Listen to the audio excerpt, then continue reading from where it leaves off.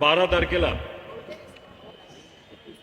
पंढरपूर या ठिकाणी जे अतिशय पवित्र व सर्वसामान्य लोकांसाठी अतिशय पवित्र व प्रेरणास्थान आहे, तिथे मी स्वतः व माझ्याबरोबर अनेक सामाजिक कार्यकर्ते अन्नत्याग आंदोलन तिथे करणार आहेत।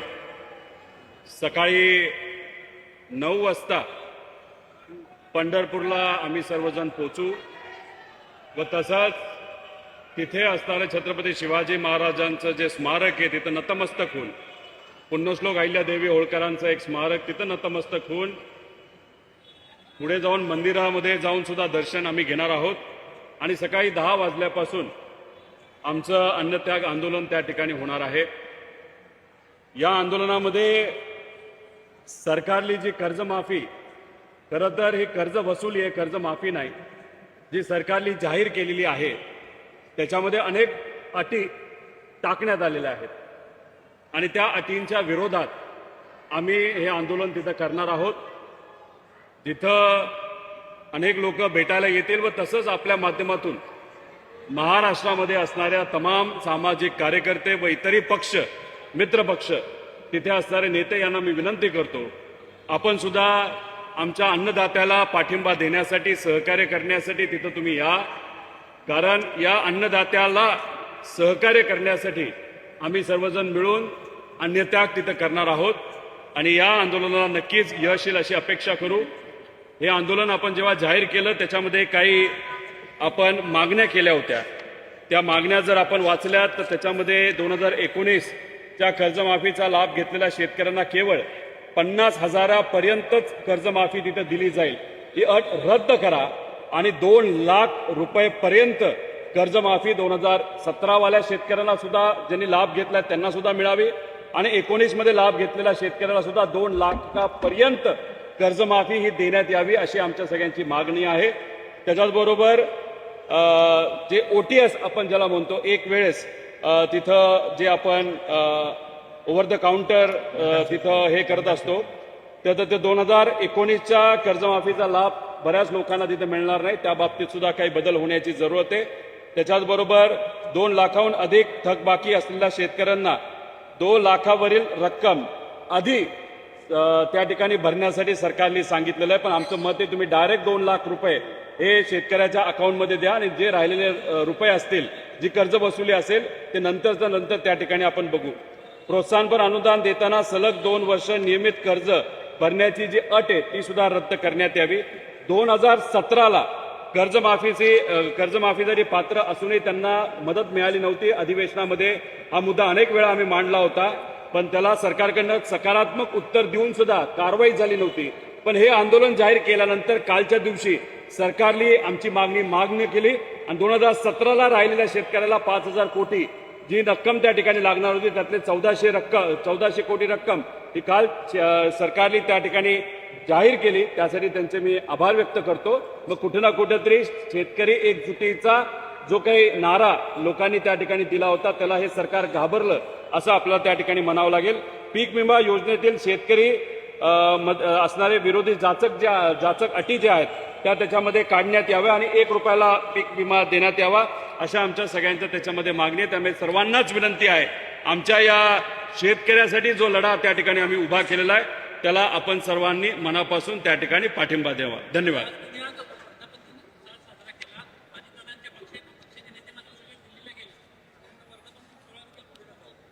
बघा, त्या पक्षाबद्दल खरं तर मी काय जास्त बोलणार नाही, फक्त विषय एवढाच आहे की एखादा प्रमुख नेता हयात नसताना जो नेता सर्वसामान्य लोकांचे विचार पुढे घेऊन जात होता, महामानवांचे विचार पुढे घेऊन जात होता, त्याच्याचबरोबर चव्हाण साहेबांचे सुद्धा विचार घेऊन पुढे जात होता, तो नसताना काय पक्षाची परिस्थिती होती आजची जाहिरात त्या ठिकाणी आपण सर्वांनी बघावी। त्या जाहिरातीमध्ये जे पूर्वी महामानव त्या ठिकाणी असायचे, चव्हाण साहेबांचा फोटो असायचा, जो पूर्वी अशा पद्धतीने असायचा, तो दुर्दैवाने आता कुठेतरी भाजपच्या जवळ गेल्यानंतर महामानवांचे विचाराला विसर कुठेतरी पडला आणि चव्हाण साहेबांच्या विचाराला विसर पडला हे मात्र त्या ठिकाणी दिसतो। पण त्यांचं भविष्य त्यांना लखलाभ तो त्यांचा पक्ष आहे, कसं काय करायचं त्या ठिकाणी त्यांनी करावं. आम्ही मात्र या ठिकाणी निर्णय घेतला पवार साहेबांच्या मार्गदर्शनाखाली की रस्त्यावरची लढाई सामान्य लोकांसाठी व महाराष्ट्र धर्म टिकवण्यासाठी तिथं लढायची म्हणजे लढायची.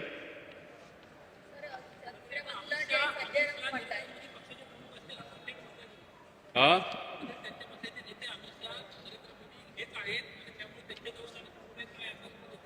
बघा, त्या पक्षावर खरं तर आम्हाला काहीच बोलायचं नाही. पक्ष तो जो पक्ष आहे पूर्वी काही प्रमाणात विचारावर तरी चालायचा अजितदादा असताना.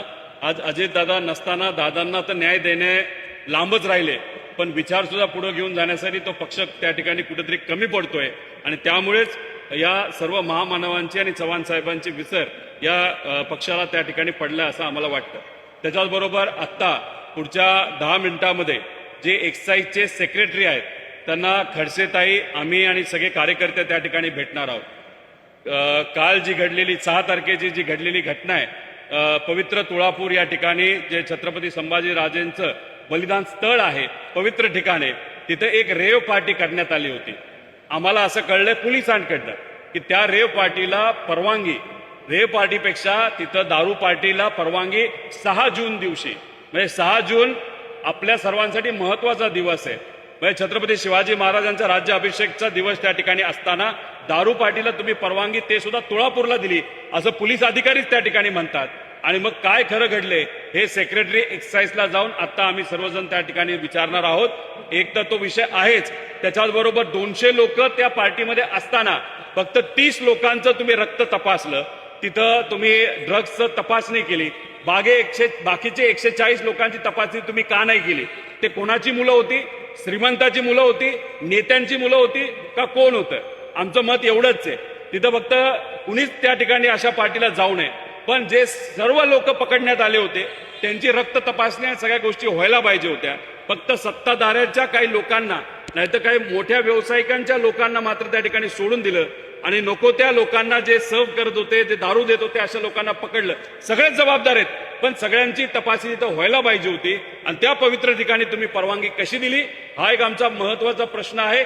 त्याच्याच बरोबर ही घटना घडली कशी आणि बाकीच्या लोकांना का सोडलं हे सर्व विचारण्यासाठी एक्साईजचे जे सेक्रेटरी आहेत त्यांना त्या ठिकाणी आम्ही सर्वजण, खडसेताई आणि आम्ही सर्वजण त्या ठिकाणी आत्ता पुढच्या 10 मिनिटांमध्ये भेटणार आहोत. धन्यवाद.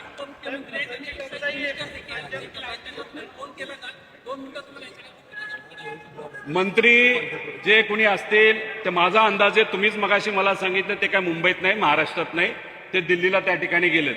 त्यामुळे इथं जे आहेत त्यांना आम्ही भेटणार आहोत, अधिकाऱ्यांना आम्ही सरळ सरळ त्या ठिकाणी विचारणार आहोत. पोलीस प्रशासन तर कमी पडतच आहे, पण या बाबतीत एवढ्या पवित्र ठिकाणी दारू पार्टीला परवानगी जे एक्साईज डिपार्टमेंटनी दिली असेल हे मात्र कहर झाला असं आपल्याला नक्कीच त्या ठिकाणी म्हणावं लागेल. आणि भेदभाव करून या सर्व करणाऱ्या जे वेटर लोकांना तुम्ही पकडलं, त्यांनी टेस्टिंग केली आणि श्रीमंत लोक, पैसेवाले लोकांना, सत्ताधारी लोकांच्या मुलांना मात्र त्या ठिकाणी तुम्ही सोडून दिलं. कुठे ना कुठेतरी पोर्शे केस जी झाली, हे मोठ्या प्रमाणात पोर्शे केस, एवढंच यात कुणी जीव नाही गेला, पण ड्रग पार्टी झाली आणि अल्कोहोल पार्टी, दारूची पार्टी झाली. त्याच्यात कोण कोण जबाबदार आहे त्या सगळ्या लोकांवर कारवाई ही सरकारकडनं झालीच पाहिजे अशी आमच्या सगळ्यांची मागणी.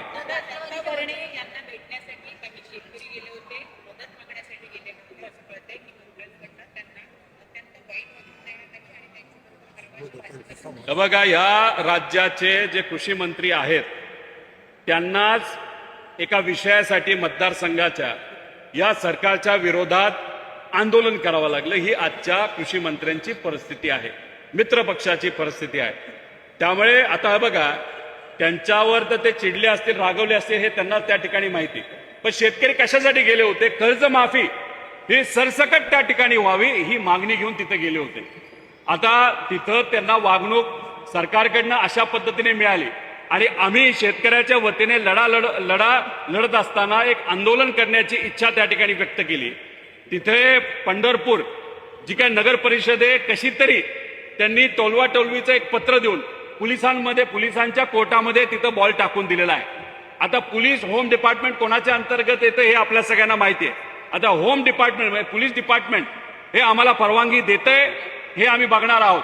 दिली काय नाही दिली काय, जेलमध्ये टाकलं काय, आम्ही काय घाबरत नाही.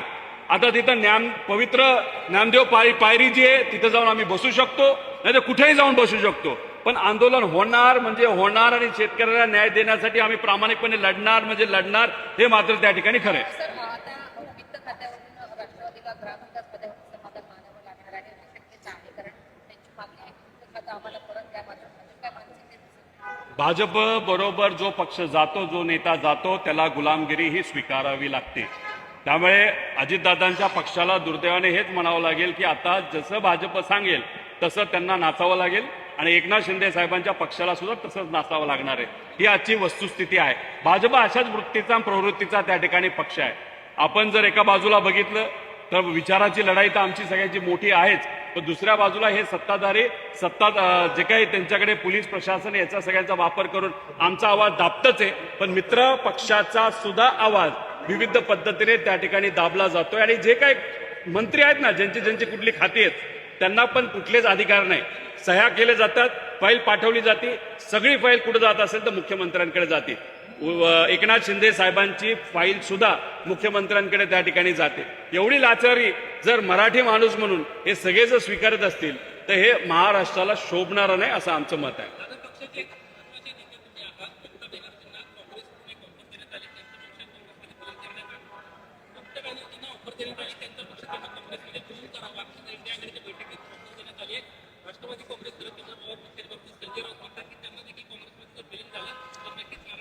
आमच्या पक्षाचा निर्णय आदरणीय पवार साहेब त्या ठिकाणी घेतील. तसंच टीएमसीचा निर्णय हा तिथं ममता दिदी घेतील. त्यामुळे त्या पक्षाचे प्रमुख नेते हे सक्षम आहेत. राहिला प्रश्न काँग्रेसचा आणि आमच्या संवादाचा, हा वरच्या लेवलला त्या ठिकाणी निर्णय होणार आहे. चर्चा कुठंच झाली नाहीये, पण फक्त काही प्रमाणात चर्चा झाली, अशी कुठेतरी चर्चा काही इतर पक्षाचे नेते त्या ठिकाणी करतात. मला एवढंच सांगायचंय, काँग्रेस हा मोठा पक्ष आहे. आमचा लहान असला तरी आमचा ताकदवान पक्ष आहे. त्यामुळे आम्ही आमच्या लेवलवर, काँग्रेस त्यांच्या लेवलवर, उद्धव ठाकरे साहेबांची सेना त्यांच्या लेवलवर, टीएमसी त्यांच्या लेवलवर, आपण फक्त प्रामाणिकपणे रस्त्याची लढाई एकत्रित जर लढलो, आमचे नेते रस्त्यावर उतरतायत, तसंच इतर पक्षाचे नेते सुद्धा त्या ठिकाणी जर उतरले, काही उतरतायत काही अजून उतरले नाहीत, तर मला असं वाटतं की लोकांचा आवाज अजून भक्कम होऊ शकतो. त्यासाठी मात्र त्या ठिकाणी रणनीती आखली पाहिजे. कुठला पक्ष कुठल्या पक्षामध्ये विलीन होईल हा नंतरचा त्या ठिकाणी विषय आहे. त्यामुळे या चर्चेत आम्ही त्या ठिकाणी कुठेही सहभागी नाही. आमचं मत आहे की रस्त्यावरची लढाई त्या ठिकाणी आम्ही लढणार आहोत. विधान परिषद निवडणुकीमध्ये पैशांचा घोडेबाजार झाल्याचा आरोप सुप्रिया सुळेंनी काही दिवसांपूर्वी केला होता. मात्र काँग्रेसचे काही नेते आहेत पुण्याचे, त्यांचं म्हणणे की जर विरोधकांना देखील माहिती घोडेबाजार होणार आहे, मग तो त्यांनी थांबवण्याचा प्रयत्न का केला नाही? आता भाजपकडनं पैसे दिले जातात तर आम्ही कसं थांबवणार आहे? आता काय झाले, काही जिल्ह्याचे जे काही ठराविक पक्षाचे पदाधिकारी पूर्वी दुसऱ्या पक्षात होते, त्यावेळेस त्यांना काहीतरी अडचण व्यक्तिगत आली असावी आणि आज दुसऱ्या पक्षात गेलेले आणि मग आता येऊन काही ते त्या ठिकाणी बोलत असतील तर त्यांना मला एवढंच सांगायचंय, जिल्ह्याचे प्रमुख आहात नाही तर शहराचे प्रमुख आहात, पक्ष जो चालतो तो वरच्या मोठ्या नेत्यांच्या मार्गदर्शनाखाली त्या ठिकाणी चालतो. त्यामुळे पवार साहेब आणि राहुल गांधीजी त्या ठिकाणी बघतील दोन्ही पक्षाचं काय करायचं आणि कशा पद्धतीने रणनीती करायची. उगाच व्यक्तिगत दृष्टिकोनातून तुम्ही नाराज असताल म्हणून लागली तुम्ही काही बोलायला लागला तर त्याला आम्ही कुठेही त्या ठिकाणी खपून घेणार नाही. सर, एक बार हिंदी में बता दीजिए, पार्टी आज पार्टी प्रमुख ने मार्गदर्शन किया, आने वाले दिनों में पार्टी की क्या? आदरणीय पवार साहब ने हम सबसे मार्गदर्शन किया, हमको बताया कि लोगों की लड़ाई आप सबको रास्ते पे जाके लड़नी पड़ेगी. किसानों का विषय हो, विद्यार्थी का विषय हो, महिला सुरक्षा का विषय हो, या कोई भी जो बेरोजगारी का मुद्दा है उसके लिए आप सबको रास्ते पे उतरना पड़ेगा. आज तक जो भी लड़ाई हमारे नेताओं ने वहां पे की है, जैसे प्याज का आंदोलन हो, विद्यार्थी का आंदोलन हो, उसी के साथ शिक्षकों का आंदोलन हो, ये और ज्यादा ताकती से लड़ने की जरूरत है. इसलिए 12 तारीख को किसानों के हित पे हम सब पंढरपुर, जो अतिशय पवित्र ठिकान है, वहां पे हम किसानों के लिए कर्ज माफी के लिए वहां पे एक बहुत बड़ा अन्न त्याग आंदोलन वहां पे कर रहे हैं. और उसमें हमारा पक्ष हो, मित्र पक्ष हो, क्योंकि वो अपॉलिटिकल विषय है, बहुत सारे लोग वहां पे आएंगे ऐसे हम सबको लगता है. और ये आंदोलन के माध्यम से किसानों को न्याय देने की हम सब कोशिश करेंगे.